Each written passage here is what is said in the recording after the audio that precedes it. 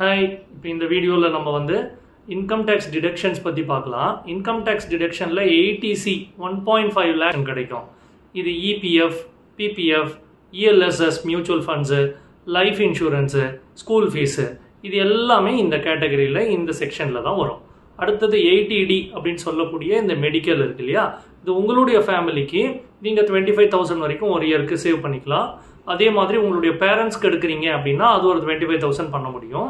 Senior சிட்டிசனாக இருந்தாங்க அந்த parents அப்படின்னு சொன்னீங்கன்னா அவங்களுக்கு 50,000 வரைக்கும் நம்மளால் பண்ண முடியும்.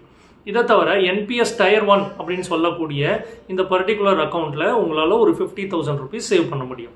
நீங்கள் எஜுகேஷன் லோன் எடுத்திருந்தீங்கன்னா எஜுகேஷன் லோனில் வர இன்ட்ரெஸ்ட்டுக்கு எந்த லிமிட்டும் கிடையாது.